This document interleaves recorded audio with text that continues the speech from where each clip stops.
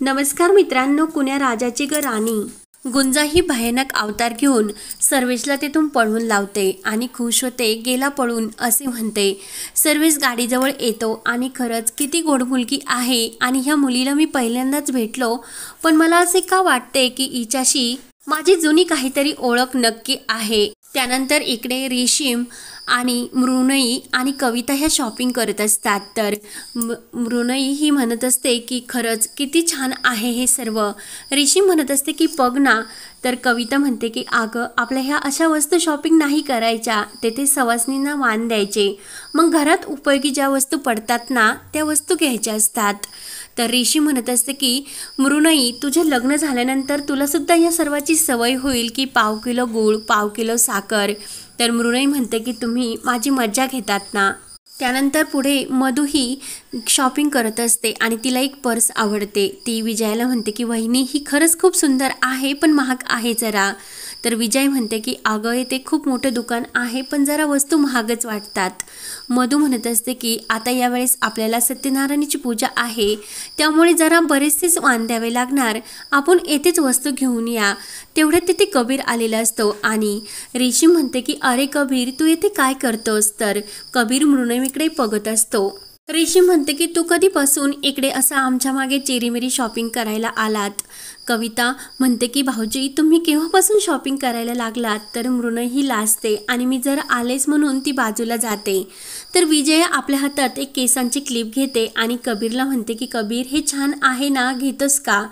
तर कबीर म्हणतो की हे खेकड्यासारखे वाटते. मधु म्हणते की अरे, केसांची क्लिप आहे ती. कबीर म्हणतो की मस्त आहे, पण माझ्या आयुष्यात असं क्लिप मी कधी बघितलेली नाही. कविता म्हणते की तुम्ही कसे बघणार, अशी क्लिप बघण्यासाठी मुलींच्या मागे मागे जावे लागते. कबीर म्हणतो की घेऊन टाका, छान आहे. आणि कबीरचे लक्ष मात्र सर्व मृणयीकडे असते.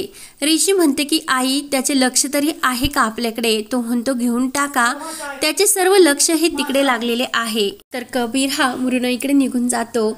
विजय मधुला म्हणते की अगं, दोघांमध्ये काहीतरी कुरकुर झाल्यासारखे वाटते. मधु म्हणते की अगं, जाऊन दे, होऊन दे. जर एकदा कुरकुर झाली तर समजूत काढण्याची वेळ तरी नक्की मिळते. आणि कविता हे सर्व ऐकते आणि हसत असते. तर कविता हसून रेशीमला म्हणते की मी जरा आलेच म्हणून कविता सुद्धा कबीर आणि मृणयीकडे येते. त्यानंतर इकडे कबीर हा मृणयीकडे येतो आणि मृणयीला म्हणतो की मृणयी, जरा ऐकून घेशील का. मृणयी म्हणते की कबीर, अरे माझ्यापासून का लपवले की गुंजा ही डोंगरवाडीवरून आली म्हणून. कबीर म्हणतो की आपण कॅफेमध्ये भेटलो होतो तेव्हाच मी तुला सर्व सांगणार होतो. तेव्हा मृणयी म्हणते की कबीर, म्हणजे अजून काही आहे का.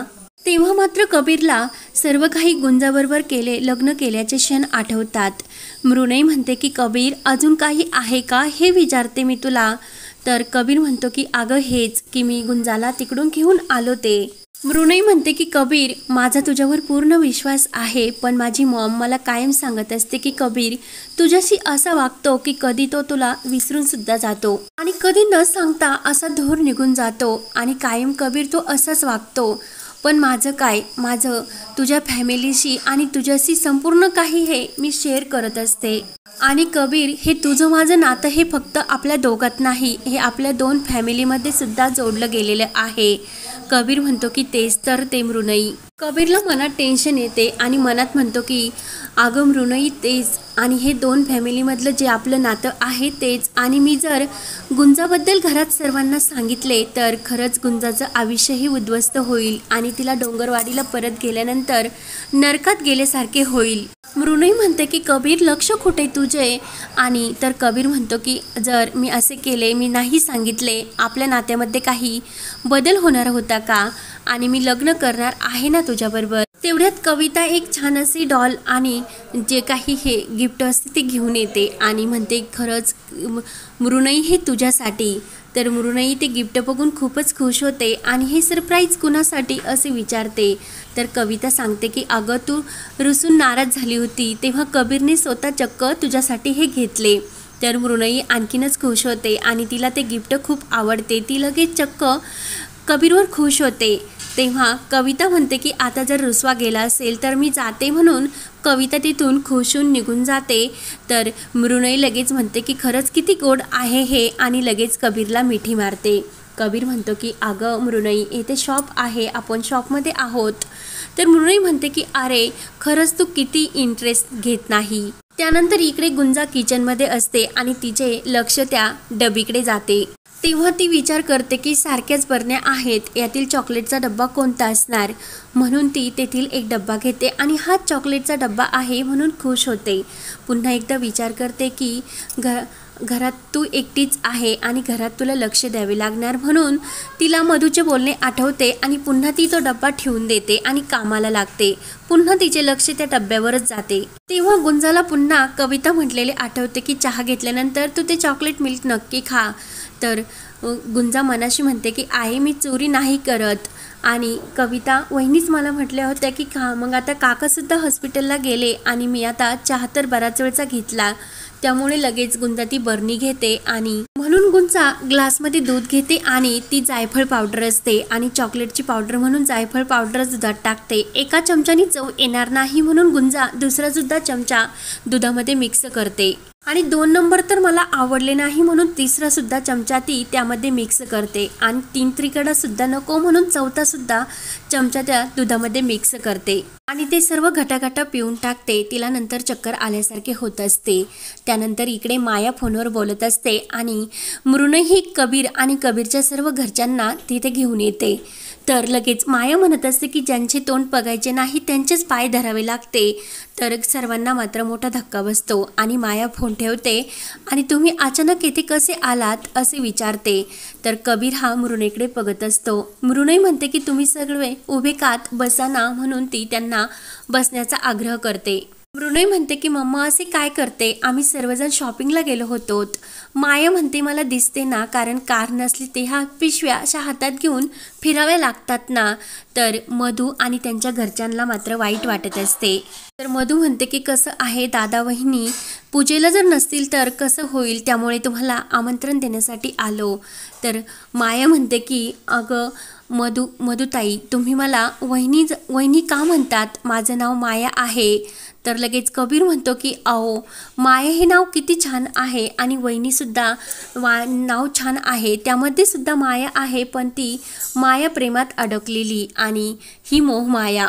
तर काका खूप हसतात आणि खरंच कबीर तू खूप सॉलिड उत्तर दिले असं मुद्दाम मायासमोर म्हणतो. मृणई म्हणते की जशी तुम्ही सर्वांनी मम्माची सवय करून घेतली तशी मम्मानी सुद्धा करायला नको का. विजय म्हणते की बघितलं का मायाताई, तुमची मृणई सुद्धा लग्ना अगोदर आमचीच झाली. तेवढ्यात सर्वेस येतो आणि सर्वेस सर्वांना बघून खुश होतो. तर मधू म्हणते की अरे दादा सत्यनारायणीची पूजा आहे म्हणून निमंत्रण देण्यासाठी आले. तर सर्वेस खुश होऊन म्हणतो की म्हणजे मधुताई तुझ्या हातचा मस्त असा शिरा प्रसादाचा खायला भेटणार. आणि माया खरंच इतका सुंदर मधू शिरा तयार करते म्हणून देव तिच्यावर प्रसन्न आहे. तर लगेच माया म्हणत असते की अरे अगोदर त्यांना निमंत्रण तर देऊन दे, तू तर शिरा खाऊन मोकळा झाला. तर विजय म्हणते की यावेळेस मधुताईंचा नाही पण आमची होणारी भावी सुनबाई आहे ना, तिच्या हातचा प्रसादाचा शिरा आम्हाला खायचा. माया म्हणते की अरे तू मामा मामींचा इतका आदर करतो, मग तू आमचा शब्द का पाळला नाही, अजून त्या मोलकरीणला का काढून टाकले नाही. त्या मोलकरनीच तुझा फोन खराब केला होता ना. तेव्हा कबीरला गुंजाकडून त्या टेबलवर पाणी पडल्याचे क्षण आठवतात. तर कबीर म्हणतो की मामी त्यामध्ये त्या मोलकर्णीची गुंजाची काही चूक नाही, माझ्याकडूनच फोन हा डायनिंग टेबलवर विसरला होता. कविता म्हणते अहो त्यांनी त्या मोलकर्णीने फोन लगेच दुरुस्त सुद्धा करून दिला.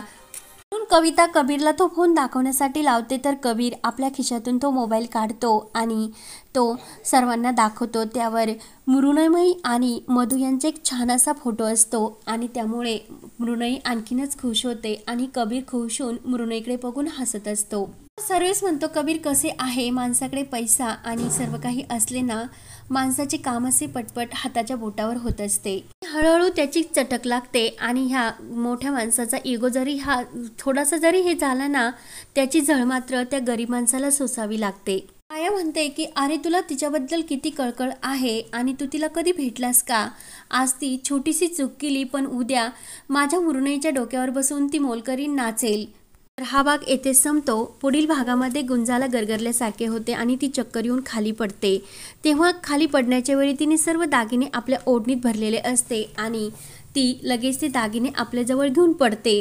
त्यानंतर घरातील सर्वजण येतात, गुंजाला आवाज देऊ लागतात। गुंजा मात्र कोठे दिसत नाही। कबीर म्हणत असतो की कुठे गेली असेल ही आणि एखाद्या संकटात तर नसेल ना, म्हणून आणि हे संकट परत माझ्याच माथेवरती येणार तर नाही ना, म्हणून कबीर टेन्शनमध्ये येतो। तर पुढे काय होणार हे पाहण्यासाठी आपल्या चॅनलला नक्की सबस्क्राईब करत राहा। धन्यवाद।